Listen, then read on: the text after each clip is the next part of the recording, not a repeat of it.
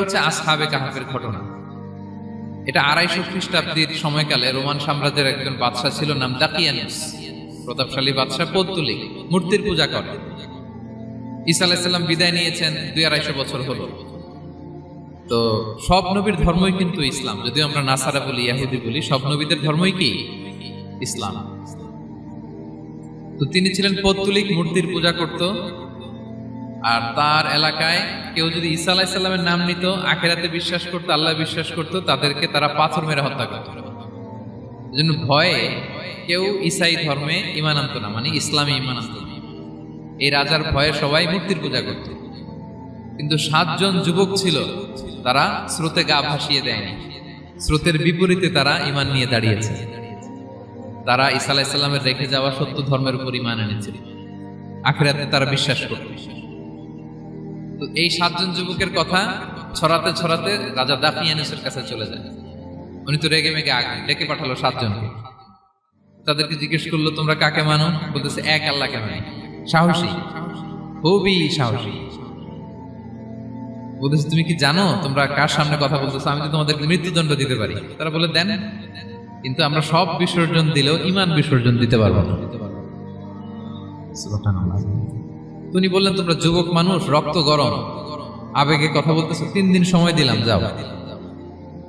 ঈসার নাম ভুলে যাও, আখিরাত ভুলে যাও, আল্লাহর নাম ভুলে যাও। 3 দিন পরে তোমাদেরকে আবার ইন্টারভিউ নেব। ওই দিন যদি একই কথা বলো, পাথর মেরে 7 জনকে দুনিয়া থেকে উড়িয়ে দিবে।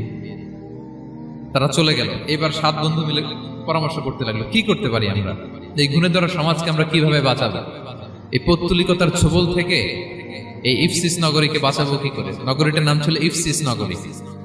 বর্তমানে এটা তুরস্কের ইজমির শহরে অবস্থিত। এখনো জায়গাটা প্রত্নতাত্ত্বিকদের ইয়েতে এটা সংরক্ষিত, এখনো টুরিস্টরা যায়। তো তারা বলল, আমরা ঈমান বিসর্জন দিব না, যদি আমরা ওদের কথা মেনে নিই, আমরা তো মুশরিক হয়ে গেলাম। চলো আমরা এক কাজ করি, আমরা এলাকা ছেড়ে দিই।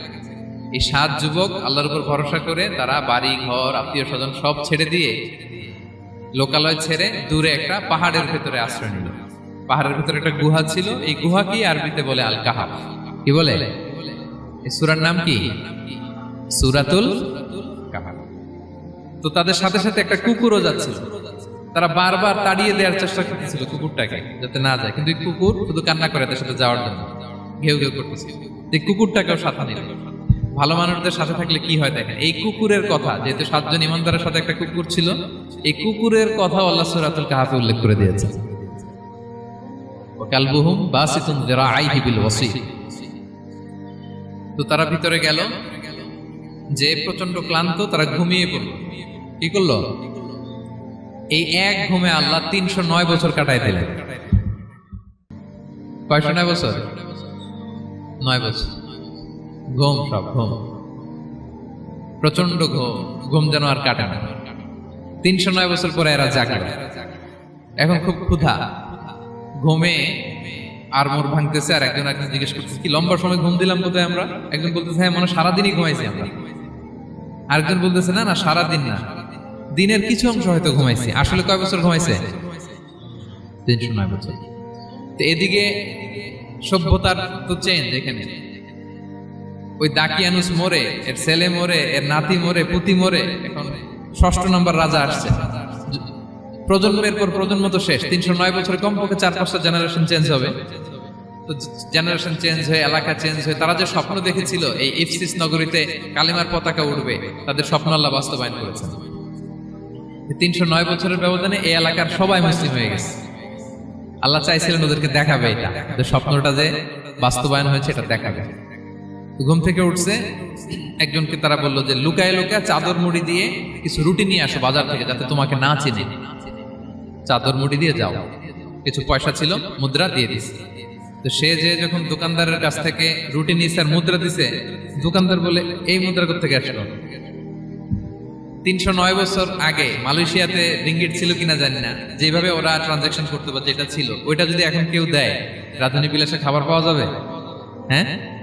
তো রুটিওয়ালা বলে, তুমি বর্তমান সময়ের মুদ্রা দাও, এটা দিচ্ছ কেন? বলতেছে, এটা তো বর্তমান সময়ের মুদ্রা। বলতেছে, এই যে মুদ্রার মধ্যে দেখো কোন সালের সিল দেওয়া, এটা তো শত শত বছর আগে। বলতেছে, কি বলে শত বছর আগে? আমি তো আজকে সকালেই বাজার করলাম। ওই বাজার করে যে টাকাগুলো ছিল ওইটাই তো পকেটে। বলে কি, নিশ্চয়ই তুমি গুপ্তধনের সন্ধান পেয়েছো, হিডেন ট্রেজার।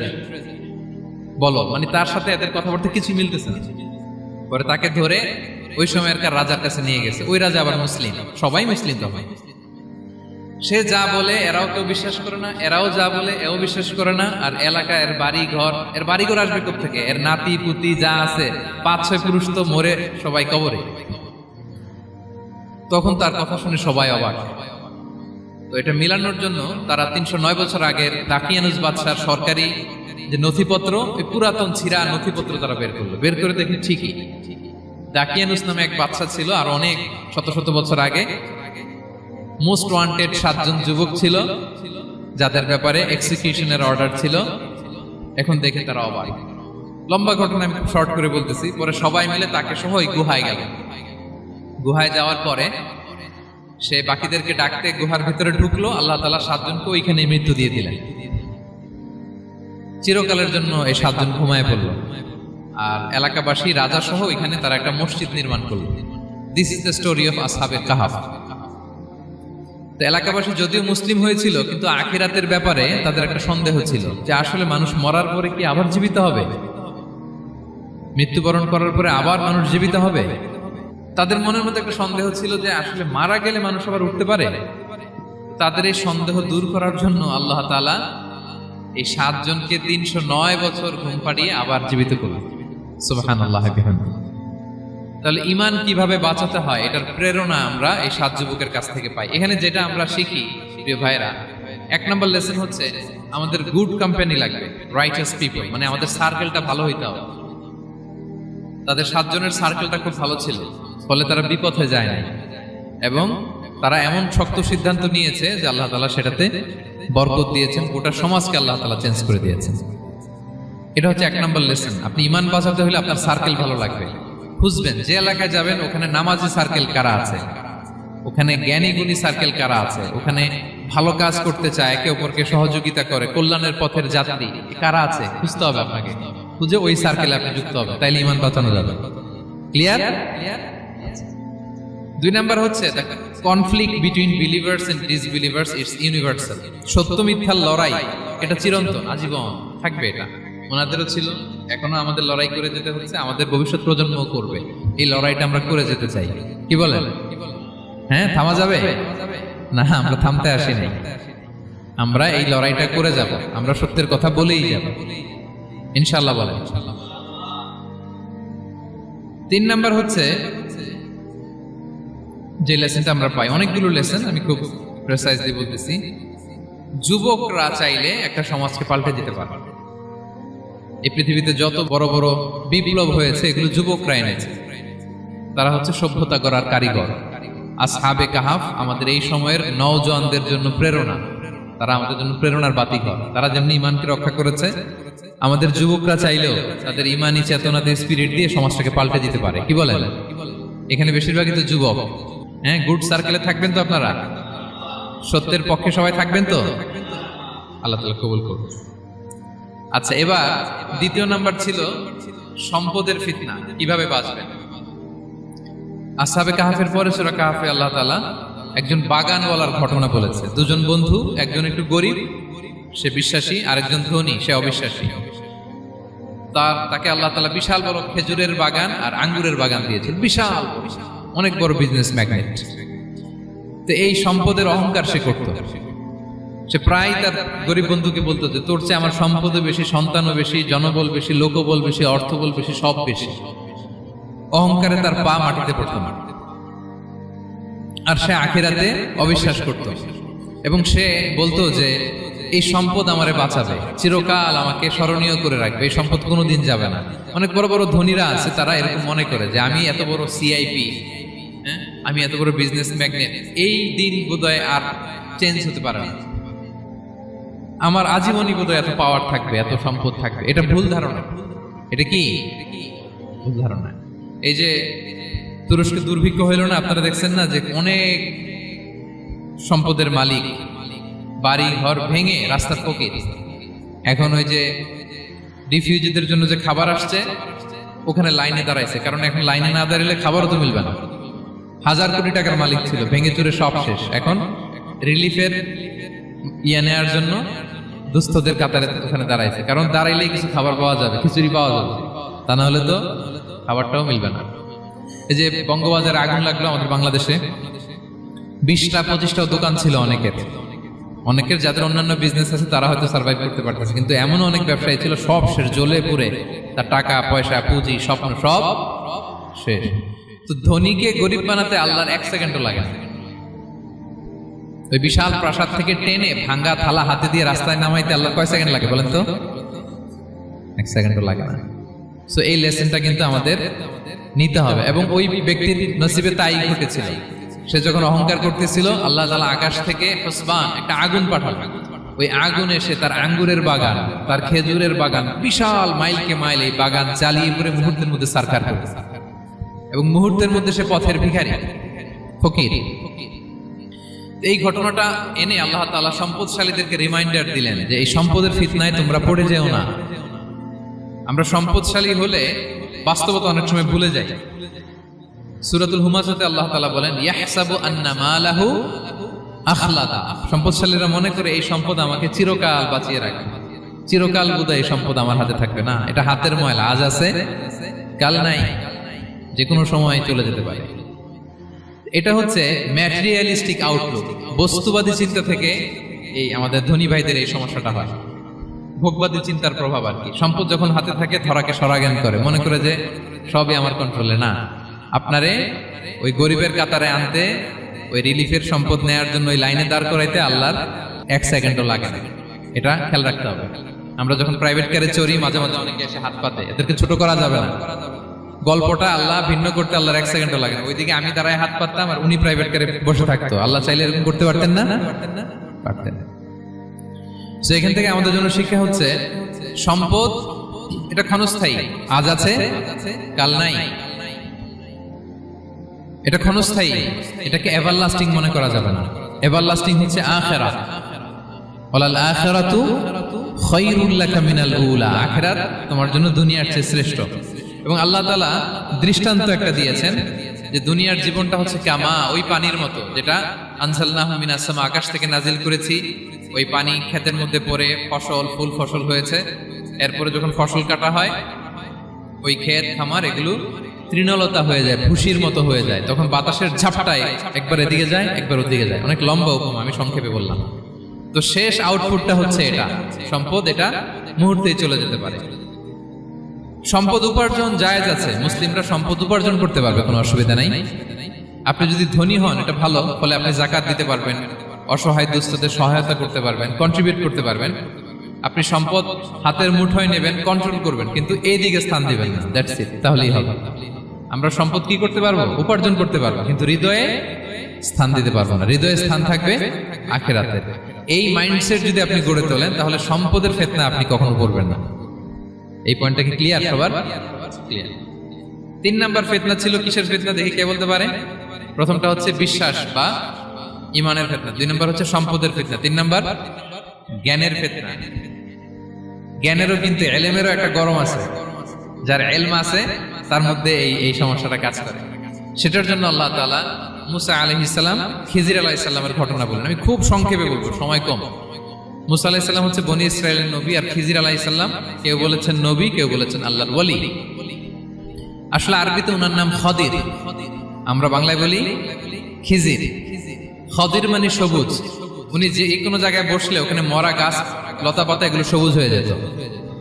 অনুর্বর এলাকার উপর দিয়ে হেঁটে গেলে ওটা উর্বর হয়ে যেত। তো মুসা আলাইহিস সালাম একবার ওয়াজ করতেছেন এইভাবে বনি ইসরাইলের সামনে, খুতবা দিচ্ছেন। হঠাৎ এক লোক দাঁড়ায় বলে, ইয়া নবী আল্লাহ, মান আ'লামু ফিল আরদ, বর্তমান পৃথিবীতে সবচেয়ে জ্ঞানী কে? মুসা আলাইহিস সালাম বলেন, ফাকালা আনা, আমি। কি বললেন? উনি আসলে ভুল কিছু বলেন নাই, কারণ প্রত্যেক জামানার নবীকেই আল্লাহ তাআলা সবচেয়ে বেশি জ্ঞান দিয়ে পাঠান, কারণ তার কাছে ওহীর জ্ঞান আসে, অদৃশ্যের খবর আসে, ইলমুল গায়ব আসে। কিন্তু এই উত্তরটা আল্লাহ তাআলার পছন্দ হয়নি। আল্লাহ তাআলা চাচ্ছিলেন মুসা যদি বলতো আল্লাহ তাআলাই জানে কি জ্ঞানী বা আল্লাহই সবচেয়ে জ্ঞানী, এরকম হলে ভালো হতো। কিন্তু মুসা আলাইহিস সালাম কি বলছে? আমি। এখন প্রশ্ন করলো সবচেয়ে বড় জ্ঞানী কে? উনি কি বললেন? আমি। এই যে আমি এটাতে ঝামেলা আছে। আমি বড়, আমি জানি, আমি সব, দিস ইজ প্রবলেমেটিক। আল্লাহ এটা পছন্দ করলেন না। আল্লাহ তাআলা মুসা আলাইহিস সালামকে বললেন, মুসা তুমি যে বলছো তুমি জ্ঞানী না, তুমি জ্ঞানী না, তোমার চেয়ে বড় জ্ঞানী আছে। মুসা আলাইহিস সালাম বললেন, তাই নাকি? আমার চেয়ে বড় জ্ঞানী কে? তো আল্লাহ তাআলা বললেন, ইযহাব ইলা মাজমাইল বাহরাইন, দুই সাগর বা দুই নদীর মিলনস্থলে যাও, ওখানে আমার এক বান্দা আছে তোমার চেয়েও জ্ঞানী। মুসা আলাইহিস সালাম বললেন, তাই নাকি? তো আল্লাহ, আমি কিভাবে চিনি উনি কোথায় থাকে, কিভাবে বুঝবো? আল্লাহ বললেন, একটা বড় মাছ নাও, এটাকে ফ্রাই করো, এটাকে ফ্রাই করে একটা ঝুড়ির ভেতরে নাও, যেখানে এই মাছটা সাগরে ঢুকে যাবে ওখানে আমার বান্দাকে পাবে। তো উনি ওনার সহযোগী ইউশা ইবনে নুনকে নিয়ে হাঁটতে লাগলেন। হাঁটতে হাঁটতে এক জায়গায় ক্লান্ত হয়ে পাথরের পাশে বিশ্রাম নিলেন। ওই পাথর থেকে আবার এক ধরনের পানি বের হয়, এই পানিটারে বলে আবে হায়াতের পানি, মা উল হায়াত, জীবন নদীর পানি। এই পানি কোনো মৃত প্রাণী বা বস্তুর গায়ে লাগলে ওটা জীবিত হয়ে যায়। তো ওনারা পাথরে হেলান দিয়ে বিশ্রাম নিচ্ছিলেন, ওই পানি ওই ফ্রাই করা মাছের গায়ে লাগার সাথে সাথে মাছ জীবিত হয়ে ঝুড়ি থেকে বের হয়ে সাগরে ঢুকে গেছে। ওনারা আর খেয়াল করেন না। এরপর আবার হাঁটতে লাগলেন। হাঁটতে হাঁটতে যখন ক্লান্ত শ্রান্ত, তখন বলে, এই ইউশা, আমাদের ওই মাছ ফ্রাই মাছটা দাও, এখন খাই। ঝুড়ি খুলে দেখে মাছ নাই। মাছ গেল কোথায়? তখন ইউশা বলল, হয়তো আমরা যে পাথরের ওখানে বিশ্রাম নিয়েছিলাম ওখানে আমরা মিসিং, ওখানে হারাই ফেলছি। চলো চলো, আরে ওইদিকে তো যাইতে হবে আমাদের। উনি গেলেন, যে দেখে মাছ যে জীবিত হয়ে বালুর দিকে নাড়াচাড়া করতে করতে সাগরে ঢুকে গেছে, ওখানে দাগ আছে। মুসা আলাইহিস সালাম ঢুকলেন সুরঙ্গ, ঢুকে দেখে চাদর গায়ে দিয়ে এক লোক শুয়ে আছে। সালাম দিলেন, আসসালামু আলাইকুম। ওই লোক চাদর আর সরায় না, ভিতর থেকে বলতেছে, ওয়ালাইকুম আসসালাম। তো চাদরের ভিতর থেকে উনি বলে, মান আন, তুমি কে? মুসা আলাইহিস সালাম বললেন, আনা মুসা, আমি মুসা। উনি বলেন, মুসা বনি ইসরাইল, বনি ইসরাইলের মুসা? বললেন, হ্যাঁ। কেন এসেছো? এবার চাদর খুললেন। বলতেছে, আপনার কাছ থেকে কিছু শিখতে আসছি। আল্লাহ বলছে, আপনি নাকি সবচেয়ে বড় জ্ঞানী। আমি ভুল করে বলে ফেলছিলাম আমি। আল্লাহ বলছেন যে আপনি নাকি জ্ঞানী। বলতেছে, না, তুমি আমার জ্ঞান নিতে পারবা না, ওই ধৈর্য শক্তি তোমার নাই। মুসা আলাইহিস সালাম বললেন যে, আপনি যে কোনো শর্তে আমাকে একটু রাখেন কয়েকদিন আপনার সাথে, আমি রাজি। বললেন, না, তুমি পারবা না। মুসা আলাইহিস সালাম জোর করতে লাগলেন। অবশেষে খিদির আলাইহিস সালাম রাজি হলেন। বললেন, শর্ত হচ্ছে আমি যাই করি আর না করি আমাকে কোনো প্রশ্ন করা যাবে না। মুসা আলাইহিস সালাম বললেন, ওকে। সফর শুরু হলো। সামনে নদী, এক লোক তাদের নৌকা দিয়ে নদী পার করাই দিল। নদী পারাপারের পর খিজির আলাইহিস সালাম লাঠি দিয়ে নৌকার তলাটা ছিদ্র করে দিলেন। মুসা আলাইহিস সালাম বললেন, ইন্না লিল্লাহি, এটা আপনি কি করলেন? ওরা আমাদেরকে নদী পার করে দিল, আর যে ভাড়াটা আসছিল এটাও নিল না, আমাদেরকে সম্মান দেখালো, আপনি নৌকা ছিদ্র করে দিলেন। খিজির আলাইহিস সালাম বলছে, এই যে আমি বলছিলাম না তুমি ধৈর্য ধারণ করতে পারবো না, যাও তোমার রাস্তায়, তুমি আমার রাস্তায় নেই। মুসা আলাইহিস সালাম আবার ক্ষমা চাচ্ছেন যে, আপনি আমার ক্ষমা করেন, আমি তো ভুলে গেছি, আর প্রশ্ন করবেন। চলতে লাগলেন। হঠাৎ বাচ্চারা খেলতেছে, এক বাচ্চাকে ধরে হত্যা করলেন খিজির আলাইহিস সালাম। এবার তো মুসা আলাইহিস সালাম রেগে গেছে, আপনি করলেনটা কি? নিষ্পাপ ফুলের মতো শিশুকে হত্যা করলেন।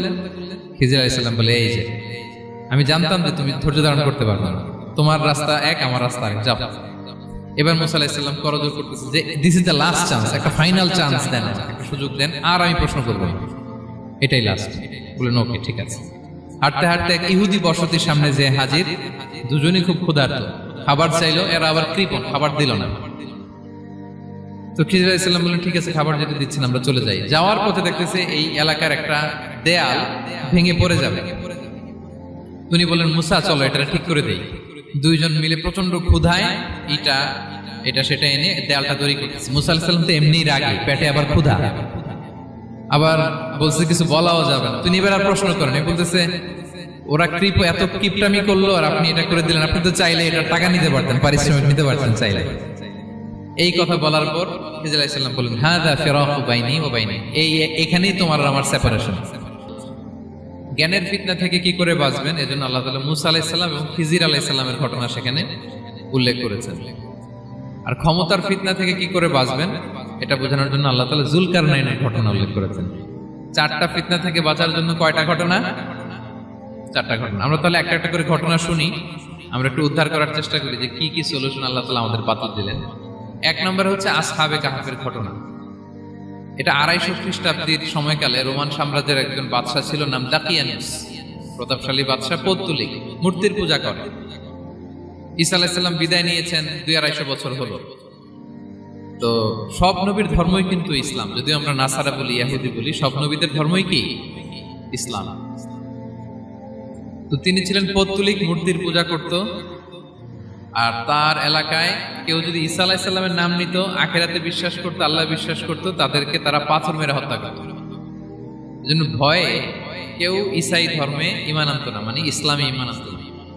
এই রাজার ভয়ে সবাই মূর্তির পূজা করত। কিন্তু 7 জন যুবক ছিল, তারা স্রোতে গা ভাসিয়ে দেয়নি, স্রোতের বিপরীতে তারা ঈমান নিয়ে দাঁড়িয়েছে। তারা ঈসা আলাইহিস সালামের রেখে যাওয়া সত্য ধর্মের উপর ঈমান এনেছিল, আখিরাতে তারা বিশ্বাস করত। তো এই 7 জন যুবকের কথা ছড়াতে ছড়াতে রাজা দাকিয়ানুসের কাছে চলে যায়। উনি তো রেগে মেগে ডেকে পাঠালো 7 জনকে। তাদেরকে জিজ্ঞেস করলো, তোমরা কাকে মানো? বলতেছে, এক আল্লাহকে মানি।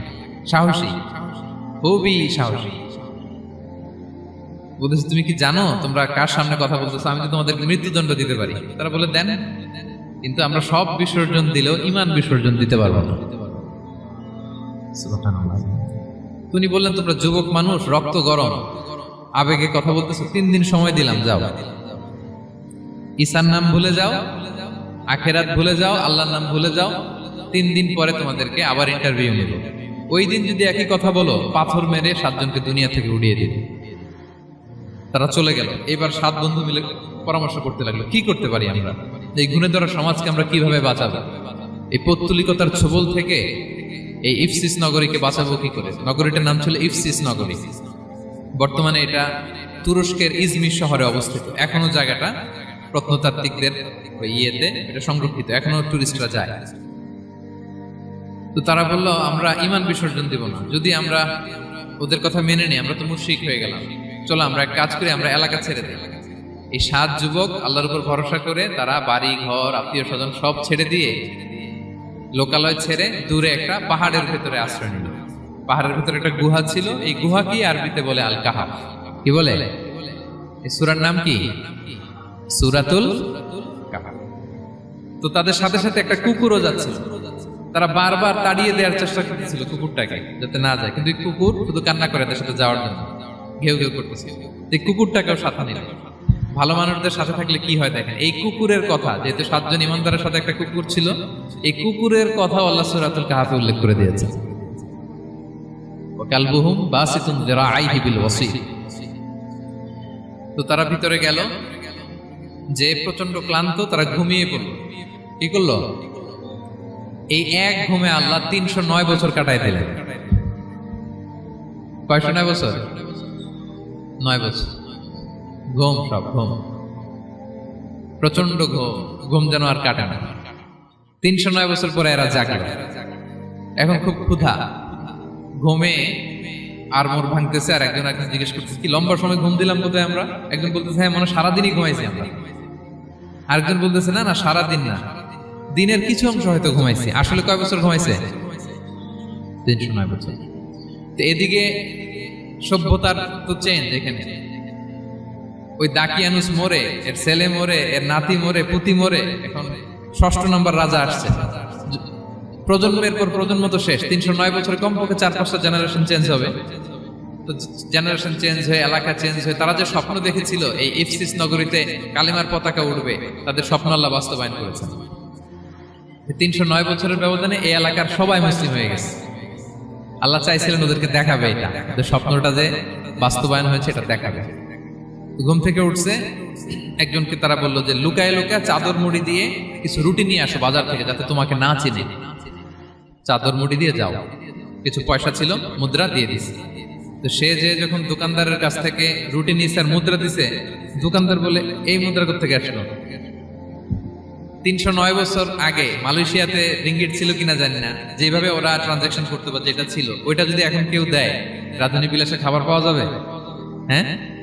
তো রুটিওয়ালা বলে, তুমি বর্তমান সময়ের মুদ্রা দাও, এটা দিচ্ছ কেন? বলতেছে, এটা তো বর্তমান সময়ের মুদ্রা। বলতেছে, এই যে মুদ্রার মধ্যে দেখো কোন সালের সিল দেওয়া, এটা তো শত শত বছর আগে। বলতেছে, কি বলে শত বছর আগে? আমি তো আজকে সকালেই বাজার করলাম, ওই বাজার করে যে টাকাগুলো ছিল ওইটাই তো পকেটে। বলতেছে, বলে কি? নিশ্চয়ই তুমি গুপ্তধনের সন্ধান পেয়েছো, হিডেন ট্রেজার। বলো, মানে তার সাথে এদের কথাবার্তা কিছু মিলতেছে না। পরে তাকে ধরে ওই সময়কার রাজার কাছে নিয়ে গেছে। ওই রাজা আবার মুসলিম, সবাই মুসলিম তখন।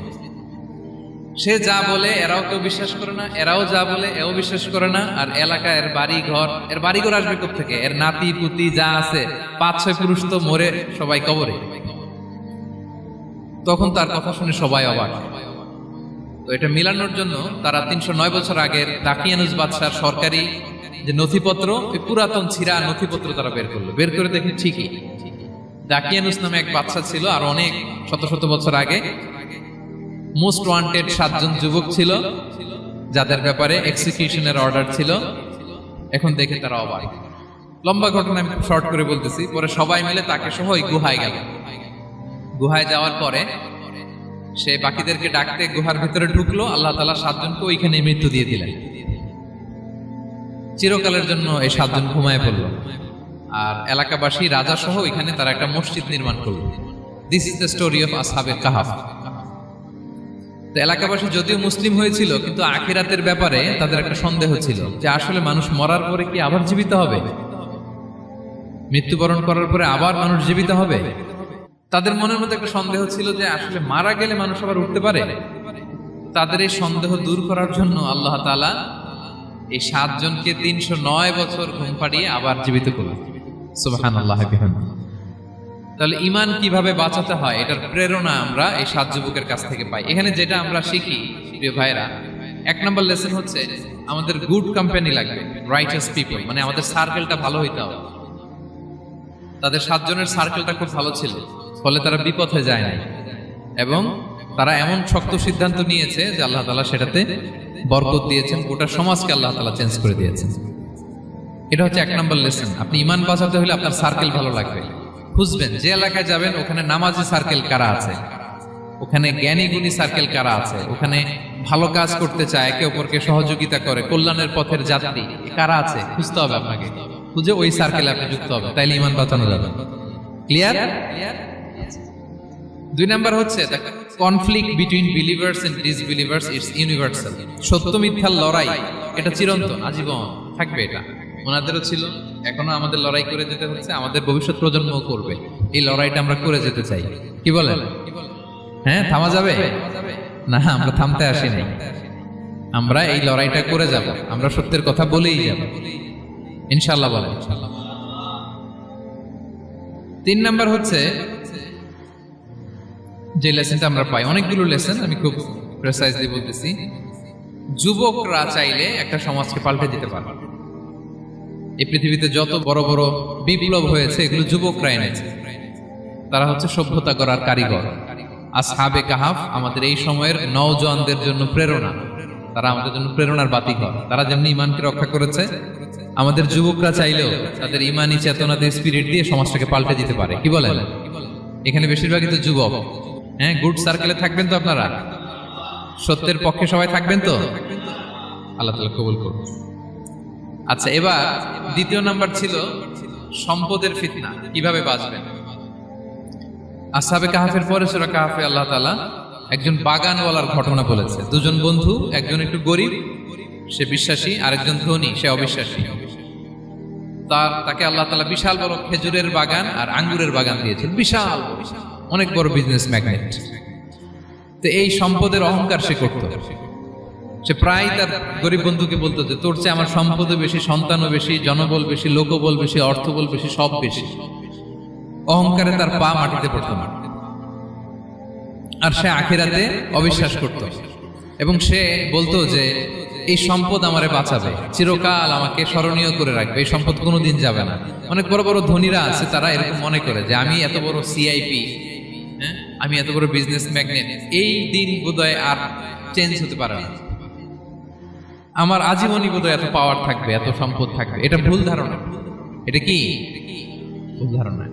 এই যে তুরস্কে দুর্ভিক্ষ হইল না, আপনারা দেখছেন না যে অনেক সম্পদের মালিক বাড়ি ঘর ভেঙে রাস্তার ফকির। এখন ওই যে রিফিউজিদের জন্য যে খাবার আসছে ওখানে লাইনে দাঁড়াইছে, কারণ এখন লাইনে না দাঁড়ালে খাবারও তো মিলবে না। 1000 কোটি টাকার মালিক ছিল, ভেঙে চুরে সব শেষ। এখন রিলিফের নেওয়ার জন্য দুস্থদের কাতারে ওখানে দাঁড়াইছে, কারণ দাঁড়াইলেই কিছু খাবার পাওয়া যাবে, খিচুড়ি পাওয়া যাবে, তা না হলে তো খাবারটাও মিলবে না।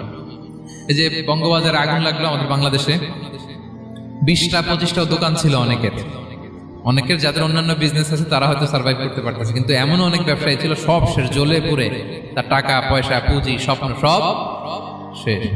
তো ধনীকে গরিব বানাতে আল্লাহর 1 সেকেন্ডও লাগে না। ওই বিশাল প্রাসাদ থেকে টেনে ভাঙ্গা থালা হাতে দিয়ে রাস্তায় নামাইতে আল্লাহর কয় সেকেন্ড লাগে বলেন তো? 1 সেকেন্ডও লাগে না। সো এই লেসনটা কিন্তু আমাদের নিতে হবে। এবং ওই ব্যক্তির নসিবে তাই ঘটেছিল। সে যখন অহংকার করতেছিল, আল্লাহ তাআলা আকাশ থেকে হুসবান একটা আগুন পাঠালো। ওই আগুন এসে তার আঙ্গুরের বাগান, তার খেজুরের বাগান, বিশাল মাইলকে মাইল এই বাগান জ্বালিয়ে পুরো মুহূর্তের মধ্যে সারখার করে, এবং মুহূর্তের মধ্যে সে পথের ভিখারি, ফকির। এই ঘটনাটা এনে আল্লাহ তাআলা সম্পদশালীদেরকে রিমাইন্ডার দিলেন যে এই সম্পদের ফিতনায় তোমরা পড়ে যেও না। আমরা সম্পদশালী হলে বাস্তবতা অনেক সময় ভুলে যাই।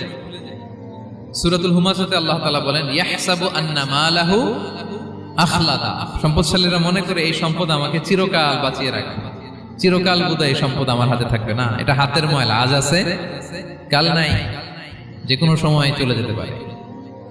এটা হচ্ছে ম্যাটেরিয়ালিস্টিক আউটলুক, বস্তুবাদী চিন্তা থেকে এই আমাদের ধনী ভাইদের এই সমস্যাটা হয়। ভোগবাদী চিন্তার প্রভাব আর কি। সম্পদ যখন হাতে থাকে ধরাকে সরাজ্ঞান করে, মনে করে যে সবই আমার কন্ট্রোলে। না, আপনারে ওই গরিবের কাতারে আনতে, ওই রিলিফের সম্পদ নেয়ার জন্য ওই লাইনে দাঁড় করাইতে আল্লাহর 1 সেকেন্ডও লাগে না। এটা খেয়াল রাখতে হবে। আমরা যখন প্রাইভেট কারে চড়ি, মাঝে মাঝে অনেকে এসে হাত পাতে, এদেরকে ছোট করা যাবে না। গল্পটা আল্লাহ ভিন্ন করতে আল্লাহর 1 সেকেন্ডও লাগে না। ওইদিকে আমি দাঁড়ায় হাত পাততাম আর উনি প্রাইভেট কারে বসে থাকতো। আল্লাহ চাইলে এরকম করতে পারতেন না? পারতেন। তো এখান থেকে আমাদের জন্য শিক্ষা হচ্ছে, সম্পদ এটা ক্ষণস্থায়ী, আজ আছে কাল নাই। এটা ক্ষণস্থায়ী, এটাকে এভারলাস্টিং মনে করা যাবে না। এভারলাস্টিং হচ্ছে আখিরাত। ওয়ালাল আখিরাতু খায়রুল লাকা মিনাল উলা। আখিরাত তোমার জন্য দুনিয়ার চেয়ে শ্রেষ্ঠ। এবং আল্লাহ তাআলা দৃষ্টান্ত একটা দিয়েছেন যে দুনিয়ার জীবনটা হচ্ছে কামা, ওই পানির মতো, যেটা আনজালনাহু মিনাস সামা, আকাশ থেকে নাজিল করেছি। ওই পানি ক্ষেতের মধ্যে পড়ে ফসল, ফুল ফসল হয়েছে। এরপরে যখন ফসল কাটা হয়, ওই ক্ষেত খামার এগুলো তৃণলতা হয়ে যায়, ভুসির মতো হয়ে যায়। তখন বাতাসের ঝাপটায় একবার এদিকে যায়, একবার ওদিকে যায়। অনেক লম্বা উপমা, আমি সংক্ষেপে বললাম। তো শেষ আউটপুটটা হচ্ছে এটা, সম্পদ এটা মুহূর্তেই চলে যেতে পারে। সম্পদ উপার্জন জায়েজ আছে, মুসলিমরা সম্পদ উপার্জন করতে পারবে, কোনো অসুবিধা নাই। আপনি যদি ধনী হন এটা ভালো, ফলে আপনি যাকাত দিতে পারবেন, অসহায় দুস্থদের সহায়তা করতে পারবেন, কন্ট্রিবিউট করতে পারবেন। আপনি সম্পদ হাতের মুঠোয় নেবেন, কন্ট্রোল করবেন, কিন্তু এই দিকে স্থান দিবেন না। দ্যাটস ইট, তাহলেই হবে। আমরা সম্পদ কি করতে পারবো? উপার্জন করতে পারবো, কিন্তু হৃদয়ে স্থান দিতে পারবো না। হৃদয়ে স্থান থাকবে আখিরাতের। এই মাইন্ডসেট যদি আপনি গড়ে তোলেন, তাহলে সম্পদের ফিতনা আপনি কখনো পড়বেন না। এই পয়েন্টটা কি ক্লিয়ার সবার? ক্লিয়ার। 3 নাম্বার ফিতনা ছিল কিসের ফিতনা দেখি কে বলতে পারে? প্রথমটা হচ্ছে বিশ্বাস বা ঈমানের ফিতনা, 2 নাম্বার হচ্ছে সম্পদের ফিতনা, 3 নাম্বার জ্ঞানের ফিতনা। জ্ঞানেরও কিন্তু ইলমেরও একটা গরম আছে। যার ইলম আছে তার মধ্যে এই সমস্যাটা কাজ করে। সেটার জন্য আল্লাহ তাআলা মুসা আলাইহিস সালাম, খিজির আলাইহিস সালামের ঘটনা বলেন। আমি খুব সংক্ষেপে বলবো, সময় কম। মুসা আলাইহিস সালাম হচ্ছে বনি ইসরাইলের নবী, আর খিজির আলাইহিস সালাম কেউ বলেছেন নবী, কেউ বলেছেন আল্লাহর ওলি। আসলে আরবিতে ওনার নাম খদির, আমরা বাংলায় বলি খিজির। খদির মানে সবুজ। উনি যে কোনো জায়গায় বসলে ওখানে মরা গাছ, লতা পাতা এগুলো সবুজ হয়ে যেত। অনুর্বর এলাকার উপর দিয়ে হেঁটে গেলে ওটা উর্বর হয়ে যেত। তো মুসা আলাইহিস সালাম একবার ওয়াজ করতেছেন এইভাবে বনি ইসরাইলের সামনে, খুতবা দিচ্ছেন। হঠাৎ এক লোক দাঁড়ায় বলে, ইয়া নবী আল্লাহ, মান আ'লামু ফিল আরদ, বর্তমান পৃথিবীতে সবচেয়ে জ্ঞানী কে? মুসা আলাইহিস সালাম বলেন, ফাকালা আনা, আমি। কি বললেন? উনি আসলে ভুল কিছু বলেন নাই, কারণ প্রত্যেক জামানার নবীকেই আল্লাহ তাআলা সবচেয়ে বেশি জ্ঞান দিয়ে পাঠান, কারণ তার কাছে ওহীর জ্ঞান আসে, অদৃশ্যের খবর আসে, ইলমুল গায়ব আসে। কিন্তু এই উত্তরটা আল্লাহ তাআলার পছন্দ হয়নি। আল্লাহ তাআলা চাচ্ছিলেন মুসা যদি বলতো আল্লাহ তাআলাই জানে কি জ্ঞানী বা আল্লাহই সবচেয়ে জ্ঞানী, এরকম হলে ভালো হতো। কিন্তু মুসা আলাইহিস সালাম কি বলছে? আমি। এখন প্রশ্ন করলো সবচেয়ে বড় জ্ঞানী কে? উনি কি বললেন? আমি। এই যে আমি এটাতে ঝামেলা আছে। আমি বড়, আমি জানি, আমি সব। This is problematic. আল্লাহ এটা পছন্দ করলেন না। আল্লাহ তাআলা মুসা আলাইহিস সালামকে বললেন, মুসা তুমি যে বলছো তুমি জ্ঞানী, না তুমি জ্ঞানী না, তোমার চেয়ে বড় জ্ঞানী আছে। মুসা আলাইহিস সালাম বলে, তাই নাকি? আমার চেয়ে বড় জ্ঞানী কে? তো আল্লাহ তাআলা বললেন, ইযহাব ইলা মাজমাইল বাহরাইন, 2 সাগর বা 2 নদীর মিলনস্থলে যাও, ওখানে আমার এক বান্দা আছে তোমার চেয়েও জ্ঞানী। মুসা আলাইহিস সালাম বললেন তাই নাকি? তো আল্লাহ আমি কিভাবে চিনি উনি কোথায় থাকে, কিভাবে বুঝবো? আল্লাহ বললেন একটা বড় মাছ নাও, এটাকে ফ্রাই করো, এটাকে ফ্রাই করে একটা ঝুড়ির ভেতরে নাও, যেখানে এই মাছটা সাগরে ঢুকে যাবে ওখানে আমার বান্দাকে পাবে। তো উনি ওনার সহযোগী ইউশা ইবনে নুনকে নিয়ে হাঁটতে লাগলেন। হাঁটতে হাঁটতে এক জায়গায় ক্লান্ত হয়ে পাথরের পাশে বিশ্রাম নিলেন। ওই পাথর থেকে আবার এক ধরনের পানি বের হয়, এই পানিটারে বলে আবে হায়াতের পানি, মা উল হায়াত, জীবন নদীর পানি। এই পানি কোনো মৃত প্রাণী বা বস্তুর গায়ে লাগলে ওটা জীবিত হয়ে যায়। তো ওনারা পাথরে হেলান দিয়ে বিশ্রাম নিচ্ছিলেন, ওই পানি ওই ফ্রাই করা মাছের গায়ে লাগার সাথে সাথে মাছ জীবিত হয়ে ঝুড়ি থেকে বের হয়ে সাগরে ঢুকে গেছে। ওনারা আর খেয়াল করেন না। এরপর আবার হাঁটতে লাগলেন। হাঁটতে হাঁটতে যখন ক্লান্ত শ্রান্ত তখন বলে এই ইউশা আমাদের ওই মাছ ফ্রাই মাছটা দাও, এখন খাই। ঝুড়ি খুলে দেখে মাছ নাই। মাছ গেল কোথায়? তখন ইউশা বলল হয়তো আমরা যে পাথরের ওখানে বিশ্রাম নিয়েছিলাম ওখানে আমরা মিসিং, ওখানে হারাই ফেলছি। চলো চলো, আরে ওদিকে তো যাইতে হবে আমাদের। উনি গেলেন, যে দেখে মাছ যে জীবিত হয়ে বালুর দিকে নাড়াচাড়া করতে করতে সাগরে ঢুকে গেছে, ওখানে দাগ আছে। মুসা আলাইহিস সালাম ঢুকলেন সুরঙ্গ, ঢুকে দেখে চাদর গায়ে দিয়ে এক লোক শুয়ে আছে। সালাম দিলেন, আসসালামু আলাইকুম। ওই লোক চাদর আর সরায় না, ভিতর থেকে বলতেছে ওয়ালাইকুম আসসালাম। তো চাদরের ভিতর থেকে উনি বলে মান আন, তুমি কে? মুসা আলাইহিস সালাম বললেন আনা মুসা, আমি মুসা। উনি বলেন মুসা বনি ইসরাইল, বনি ইসরাইলের মুসা? বললেন হ্যাঁ। কেন এসেছো? এবার চাদর খুললেন, বলতেছে আপনার কাছ থেকে কিছু শিখতে আসছি। আল্লাহ বলছে আপনি নাকি সবচেয়ে বড় জ্ঞানী। আমি ভুল করে বলে ফেলছিলাম আমি, আল্লাহ বলছেন যে আপনি নাকি জ্ঞানী। বলতেছে না, তুমি আমার জ্ঞান নিতে পারবা না, ওই ধৈর্য শক্তি তোমার নাই। মুসা আলাইহিস সালাম বললেন যে আপনি যে কোনো শর্তে আমাকে একটু রাখেন কয়েকদিন আপনার সাথে, আমি রাজি। বললেন না তুমি পারবা না। মুসা আলাইহিস সালাম জোর করতে লাগলেন। অবশেষে খিদির আলাইহিস সালাম রাজি হলেন। বললেন শর্ত হচ্ছে আমি যাই করি আর না করি আমাকে কোনো প্রশ্ন করা যাবে না। মুসা আলাইহিস সালাম বললেন ওকে। সফর শুরু হলো। সামনে নদী, এক লোক তাদের নৌকা দিয়ে নদী পার করাই দিল। নদী পারাপারের পর খিজির আলাইহিস সালাম লাঠি দিয়ে নৌকার তলাটা ছিদ্র করে দিলেন। মুসা আলাইহিস সালাম বললেন ইন্না লিল্লাহি, এটা আপনি কি করলেন? ওরা আমাদেরকে নদী পার করে দিল, আর যে ভাড়াটা আসছিল এটাও নিল না, আমাদেরকে সম্মান দেখালো, আপনি নৌকা ছিদ্র করে দিলেন। খিজির আলাইহিস সালাম বলছে এই যে আমি বলছিলাম না তুমি ধৈর্য ধারণ করতে পারবো না, যাও তোমার রাস্তায় তুমি আমার রাস্তায়। মুসা আলাইহিস সালাম আবার ক্ষমা চাচ্ছেন যে আপনি আমার ক্ষমা করেন, আমি তো ভুলে গেছি, আর প্রশ্ন করবেন না। চলতে লাগলেন। হঠাৎ বাচ্চারা খেলতেছে, এক বাচ্চাকে ধরে হত্যা করলেন খিজির আলাইহিস সালাম। এবার তো মুসা আলাইহিস সালাম রেগে গেছে, আপনি করলেন নাকি? নিষ্পাপ ফুলের মতো শিশুকে হত্যা করলেন। খিজির আলাইহিস সালাম বলে এই যে আমি জানতাম যে তুমি ধৈর্য ধারণ করতে পারবে না, তোমার রাস্তা এক আমার রাস্তা এক, যাও। এবার মুসা আলাইহিস সালাম করজোর করতেছে যে this is the last chance, একটা ফাইনাল চান্স দেন, একটা সুযোগ দেন, আর আমি প্রশ্ন করব, এটাই লাস্ট। বলেন ওকে ঠিক আছে। হাঁটতে হাঁটতে এক ইহুদি বসতির সামনে যে হাজির, দুজনই খুব ক্ষুধার্ত, খাবার চাইলো, এরা আবার কৃপণ, খাবার দিল না।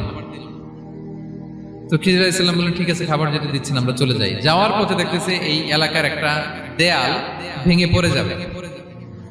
উনি বললেন মুসা চলো এটা ঠিক করে দেই। দুইজন মিলে প্রচন্ড ক্ষুধায় এটা সেটা এনে দেয়ালটা তৈরি করতেছে। মুসা আলাইহিস সালাম তো এমনি রাগী, পেটে আবার ক্ষুধা, আবার বলছে কিছু বলাও যাবে না। তিনি এবার আর প্রশ্ন করেন, বলতেছে ওরা এত কিপটামি করলো আর আপনি এটা করে দিলেন, আপনি তো চাইলে এটা টাকা নিতে পারতেন, পারিশ্রমিক নিতে পারতেন চাইলে। এই কথা বলার পর খিজির আলাইহিস সালাম বললেন হাযা ফিরাকু বাইনি ওয়া বাইনি, এখানেই তোমার আর আমার সেপারেশন, আর সামনে আগানো যাবে না, তোমার কোনো ধৈর্যই নেই। তো এতটুকু তোমাকে আমি বলি যে আমি একটাও আল্লাহর আদেশ ছাড়া করি নাই, আল্লাহর আদেশে আমি করেছি। কি? এক নম্বর হচ্ছে ওই যে আমাদের ভাড়া নিতে চাইলো না, আমাদেরকে পার করে দিল, নৌকাটা ছিদ্র করেছি কারণ এই এলাকায় একজন জালিম বাদশা আছে, সে নৌকা পেলেই গরিব মাঝিদের নৌকা সিজ করে নিয়ে যায়। তো এটাকে যখন তলায় ছিদ্র করে দিছি, এই রাজার লোকেরা এসে দেখবে যে এটা তলা ছিদ্র, পানি ঢুকতেছে, এটা নিবে না, ওরা পরে সামহাও এটা রিপেয়ার করে চালাইতে পারবে। মুসা আলাইহিস সালাম বলে সুবহানাল্লাহ, তাই তো, এটা তো আমি বুঝতে পারি নাই। আর ওই ছোট শিশুটাকে হত্যা করছি, ও অনেক বড় জালিম হবে এলাকা, তার ফিতনায় এলাকাবাসী তটস্থ থাকবে, সে তার মা বাবাকেও জাহান্নামে নেবে। এজন্য আল্লাহ তাআলা আদেশ দিয়েছেন আমাকে, আল্লাহর আদেশে আমি তাকে হত্যা করেছি। মুসা আলাইহিস সালাম বললেন তাই তো, এটা তো অনেক ভালো কাজ করছেন। তাইলে বলতেছে তাহলে ওইটা বলেন, খাবারও দিল না, এত কৃপণ, এদের দেয়াল কেন ঠিক করতে গেলেন আপনি?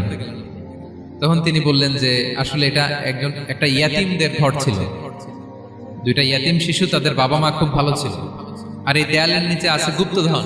এই দেয়ালটা পড়ে যাবে, এই গুপ্তধন তারা ছোট মানুষ নিতে পারবে না, এলাকাবাসী তাদেরকে বঞ্চিত করে নিয়ে যাবে। আমি দেয়াল গড়ে দিলাম যাতে করে তারা যখন প্রাপ্তবয়স্ক হয় নিজেদের সম্পদ নিজেরা বুঝে নিতে পারে। সুবহানাল্লাহ বিহামদি। মুসা আলাইহিস সালাম বলে, তাই তো, এগুলো তো আমি বুঝতে পারি নাই। তো এই ছিল খুব সংক্ষিপ্ত পরিসরে মুসা আলাইহিস সালাম খিজির আলাইহিস সালামের ঘটনা। তো রাসূল সাল্লাল্লাহু আলাইহি ওয়াসাল্লাম বুখারীতে একটা চমৎকার কথা বলেছেন। তিনি বলেছিলেন, ওয়াদিদনা আন্না মুসা সাবার হাত্তা ইউকাসসা আলাইনা মিন আমরিহিম। রাসূল সাল্লাল্লাহু আলাইহি ওয়াসাল্লাম বলেছিলেন, ইস, আমার ভাই মুসা যদি আরেকটু ধৈর্য ধরতো তাহলে আরো কিছু অজানা তথ্য আমরা জানতে পারতাম। এখান থেকে, এই ঘটনা থেকে আমরা কি শিখলাম? প্রথম যেটা আমরা শিখলাম, জ্ঞান নিয়ে বড়াই করতে নেই, ঠিক কিনা? জানার কোনো শেষ নেই, জাননেওয়ালার উপরও জাননেওয়ালা আছে, জ্ঞানীর উপরও জ্ঞানী আছে। আপনি কিছু জেনেই মনে করবেন না আমি সব জানি। আপনার চাইতেও বেশি জ্ঞানী অনেকে আছে। অনেক সময় বক্তার চাইতেও শ্রোতারা অনেক জ্ঞানী। হয়তো এখানে এমন অনেক জ্ঞানী লোক আছে যার ধারে কাছেও আমরা কেউ নেই, হতে পারে। সো আমি সব জানি, এটা ভুল, এটা শয়তান বলে। এটা কে বলে? শয়তান বলে।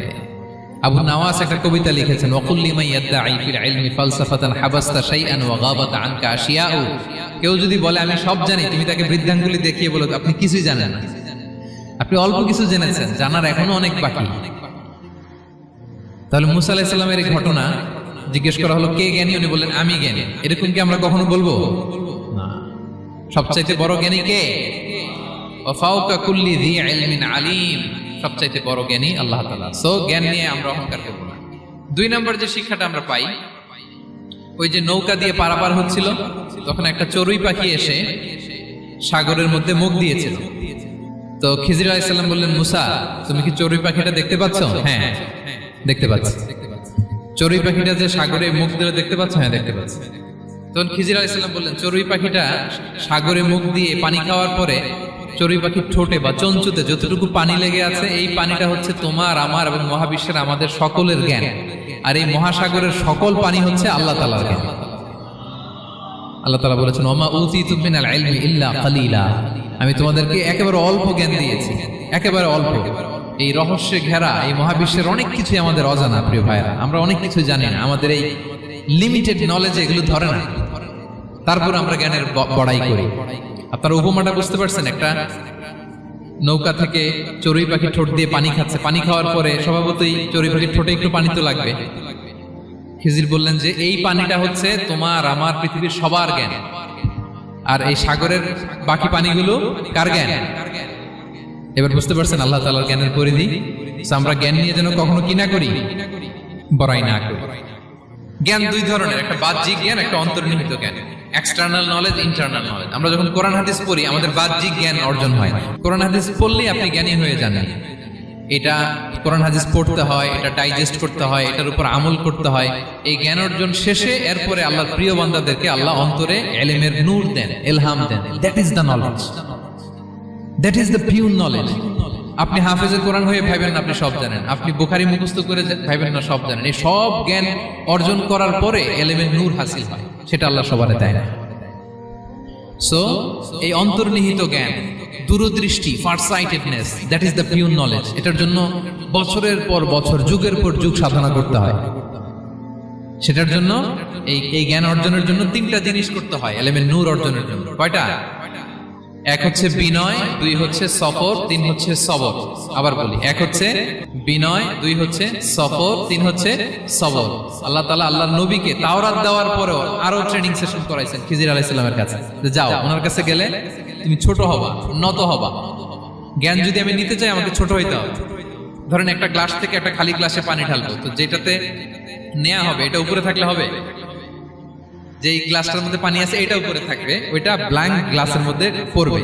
আপনি নলেজ, ইলম নিতে চাইলে আপনাকে নিচে থাকতে হবে, উনি উপরে থাকবে। আপনার শায়েখ আপনাকে দিবে, আপনার উস্তাদ আপনাকে দিবে, আপনার মুর্শিদ আপনাকে দিবে। বুঝতে পেরেছেন? তাহলে আমাদেরকে হাম্বলনেস লাগবে। শিখতে হইলে হাম্বল হইতে হয়, বিনয়ী হইতে হয়। আচ্ছা, দুই নাম্বার সফর করতে হয়। এটা আল্লাহ মুসা আলাইহিস সালামকে দিয়ে করাইছেন, যাও পিছে পিছে উস্তাদের পিছে পিছে ঘুরো। তো এই জন্য সফর করতে হয়। এখন ঘরে বসে অনেক কিছু জানা গেল, উস্তাদের সান্নিধ্য লাগে। সফর করতে হয়। আমাদের ক্লাসিক আলেমরা হাদিস কালেকশনের জন্য শহরকে শহর সফর করতেন। এখনো আমাদের আলেমরা দেওবন্দে যায়, মিশরে যায়, মদিনায় যায়। এখানকার মালয়েশিয়ান স্টুডেন্টরা দেশে বিদেশে যে নলেজ অর্জন করে। সফর আপনাকে লাগবে। তাহলে বিনয়, সফর, 3 নম্বরে কি সবর, ধৈর্যশীল হইতে হবে। দেখেন মুসা আলাইহিস সালাম বারবার প্রশ্ন করে ফেলতেছেন, বারবার ওয়াদা ভঙ্গ করতেছেন। এরকম করলে হবে না, ধৈর্য লাগবে। ধৈর্যের বলে বলিয়ান হলে তখনই আপনার মধ্যে ইলম আসবে। তাহলে জ্ঞানের ফিতনায় পড়ার আর আমাদের কোনো সম্ভাবনা আছে? আমরা বিনয়ী হব, আমরা জ্ঞান আল্লাহর দিকে ফিরাই দেব। আমরা বলবো উনি সবচেয়ে ভালো জানেন। পারা যাবে তো ইনশাআল্লাহ? আচ্ছা, আমি একেবারে শেষ পর্যায়ে চলে আসছি, 2 মিনিটের মধ্যে শেষ করে দিচ্ছি। 3 নাম্বার ছিল কিসের ফিতনা? 4 নাম্বার ক্ষমতার ফিতনা। এই ফিতনা থেকে বাঁচার জন্য সর্বশেষ আল্লাহ তাআলা যুলকারনাইনের ঘটনা বলেছেন। অনেক বড় বাদশা ছিলেন। পৃথিবীতে 4 জন বাদশা গোটা বিশ্ব শাসন করেছেন। 2 জন কাফির, 2 জন মুমিন। কাফির একজন হচ্ছে নমরুদ, যিনি ইব্রাহিম আলাইহিস সালামকে আগুনে ফেলেছিলেন। আরেকজন হচ্ছে বখতে নাসার, যাকে ইংরেজিতে বলে নেবুচারনেজার দ্য সেকেন্ড, দ্বিতীয় নেবুচারনেজার। তারা কোনো নির্দিষ্ট এরিয়ার বাউন্ডারির বাদশা না, গোটা বিশ্বের বাদশা ছিলেন। এই 2 জন কাফির। আর 2 জন বাদশা ছিলেন গোটা বিশ্বকে শাসন করেছেন, তারা ছিলেন মুমিন। একজন হচ্ছে সুলাইমান আলাইহিস সালাম, আল্লাহর নবী। আরেকজন হচ্ছে যুলকারনাইন, গোটা বিশ্ব শাসন করেছেন। প্রাচ্য থেকে পাশ্চাত্য সব জায়গায় তিনি গিয়েছেন, ইসলামের বাণী প্রচার করেছেন, জালিমদেরকে শায়েস্তা করেছেন। তো এরকম দিক বিদিক তিনি জয় করতেছিলেন। অনেকে যুলকারনাইনকে আলেকজান্ডার দ্য গ্রেটের সাথে গুলিয়ে ফেলে না। ম্যাসিডোনিয়াতে যে আলেকজান্ডার দ্য গ্রেট ছিল, উনি আর যুলকারনাইন এক নন।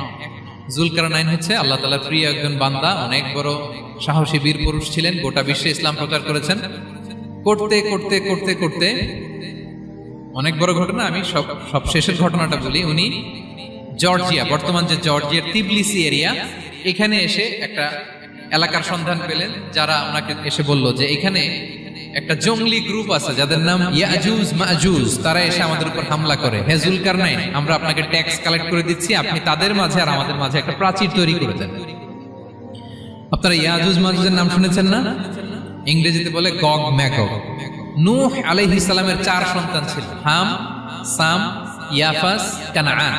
এই ইয়াফাসের বংশধর হচ্ছে ইয়াজুজ মাজুজ, জঙ্গলি, হাজার হাজার শুধু বংশ বিস্তার করে। তারা এসে লোকালয়ে মানুষের উপর আক্রমণ করে, তাদের গবাদি পশু এগুলো ছিনিয়ে নেয়, ফলমূল খেয়ে ফেলে।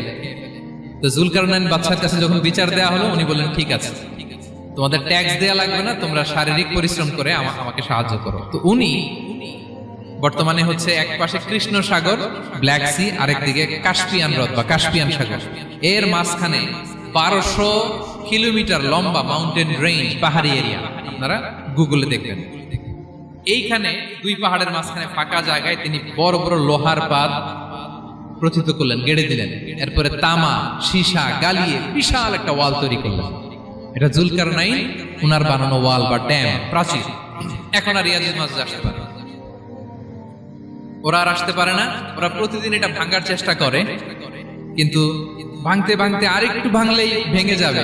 ওরা বলে আগামীকাল ভেঙে ফেলবে, ইনশাল্লাহ বলতে ভুলে যায়। এজন্য এরপরের দিন এসে দেখে আবার এটা আগের মতো হয়ে আসে। কিয়ামতের আগ দিয়ে ওদের মধ্যে এই ইনশাআল্লাহর প্রেরণা আসবে। তাদের একজন বলে উঠবে আগামীকাল ইনশাআল্লাহ আমরা এটা ভেঙে খান খান করে দেব, ঠিকই ভেঙে ফেলবে। তখন তারা ভেঙে চুরে কুটি কুটি ইয়াজুজ মাজুজের দল এসে হামলে পড়বে। সামনে পড়বে তাবারিয়া সাগর। একদল এসে তাবারিয়া সাগর এমন ভাবে খাবে, এই দল যাওয়ার পরে আরেক দল এসে এখানে যে সাগরে যে পানি ছিল এটা কল্পনাই করতে পারবে না। তারা পৃথিবীতে ফিতনা ফাসাদ করবে। ঈসা আলাইহিস সালাম তখন আসবেন, দোয়া করবে আল্লাহ তাআলার কাছে মুমিনরা, একটা মহামারী দিবে আল্লাহ তাআলা ইয়াজুজ মাজুজের মধ্যে, ওরা মরে যাবে সব। এরপর বিশাল এক পাখি এসে তাদেরকে আল্লাহর মর্জি মাফিক এমন এক জায়গায় ফেলে আসবে, কেউ জানবে না।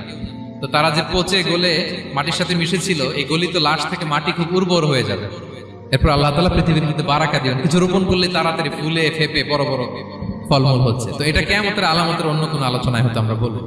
তো যুলকারনাইন তিনি বিশাল এখানে প্রাচীর তৈরি করে দিয়েছিলেন, এবং প্রাচীর তৈরি করে দিয়ে তাদেরকে বলেছিলেন যে যতদিন আল্লাহ তাআলা চাইবেন এটা থাকবে, এবং যেদিন আল্লাহ তাআলার আদেশ আসবে এটা ভেঙে খান খান হয়ে যাবে। তার মানে দেখেন, এত পাওয়ারফুল, এত শক্তিশালী, এত ক্ষমতাধর হওয়ার পরেও তিনি তার ক্ষমতাকে কার দিকে ফিরিয়ে দিয়েছেন? যে আল্লাহ যতদিন চাইবে এই প্রাচীর টিকে থাকবে, যেদিনই আল্লাহ তাআলার আদেশ আসবে এই প্রাচীর ভেঙে খান খান হয়ে যাবে। সো আমরা ক্ষমতার দেখা পেলে, চেয়ার একটা পেলে আমরা যেন জালিম হয়ে না উঠি, এটা হচ্ছে এখান থেকে শিক্ষা। আমরা যেন জুলুম না করি। উনি সম্পদের মালিক ছিলেন, ক্ষমতার মালিক ছিলেন, কিন্তু উনি যে আল্লাহর বান্দা এটা ভুলে যান নাই। আমরা যখন ক্ষমতাশীল হই, আমরা যখন প্রধানমন্ত্রী হই, আমরা যখন প্রেসিডেন্ট হই, আমরা যখন পাওয়ারফুল হই, আমাদের সবচেয়ে বড় পরিচয় যে আমরা আব্দুল্লাহ, আল্লাহর গোলাম, এটা আমরা ভুলে যাই। আমাদের আসল পরিচয় কি? আমরা আল্লাহর গোলাম। আমরা যে আল্লাহর গোলাম, এই চিন্তাটা, এই সেন্সটা যদি আমাদের মাথায় থাকে, তাহলে ক্ষমতা আমাদেরকে দাম্ভিক বানাতে পারে না, আর ওই ক্ষমতা আমাদেরকে ফিতনায়ও ফেলবে না। তাহলে সম্মানিত সুধী, দাজ্জাল কয়টা জিনিস দিয়ে আমাদেরকে ফিতনায় ফেলবে?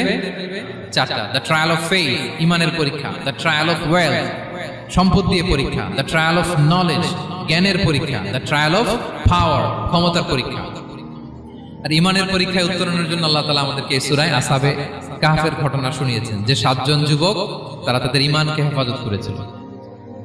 সম্পদের ফিতনা থেকে বাঁচানোর জন্য আল্লাহ তাআলা আমাদেরকে এক বাগানওয়ালার কাহিনী জানিয়েছেন, যে সম্পদ পেয়ে তোমরা দাম্ভিক হয়ে যাও না, এটা আজ আছে কাল থাকবে না। জ্ঞানের পরীক্ষা থেকে আমাদের মুক্তির জন্য আল্লাহ তাআলা অনেক বড় করে আল্লাহ নবী মুসা আলাইহিস সালাম এবং খিজির আলাইহিস সালামের ঘটনা শুনিয়েছেন, আমাদের বুঝিয়েছেন যে আমাদেরকে বিনয়ী হতে হবে, জ্ঞানের জন্য সফর করতে হবে এবং সবর করতে হবে। সবশেষে আল্লাহ তাআলা ক্ষমতার ফিতনা থেকে বাঁচানোর জন্য ক্ষমতাধর, আমরা তো একটা দেশের মালিক হই এখন, অমুক দেশের প্রেসিডেন্ট, অমুক দেশের প্রধানমন্ত্রী, উনি গোটা বিশ্বের প্রতাপশালী রাজা ছিলেন জুলকারনাইন, তারপরেও উনি যে আব্দুল্লাহ, উনি যে আল্লাহর গোলাম, এটা তিনি ভুলে যাননি। তাহলে এইভাবে যদি আমরা এই ফিতনাগুলো থেকে বাঁচার চেষ্টা করি, তাহলে এই ফিতনা থেকে আমরা বেঁচে থাকতে পারবো। এবং দাজ্জাল যদি এই মুহূর্তেও আসে, সে আমাদেরকে বিভ্রান্ত করতে পারবে না। পারবে না ইনশাআল্লাহ। ইনশাআল্লাহ বলেন।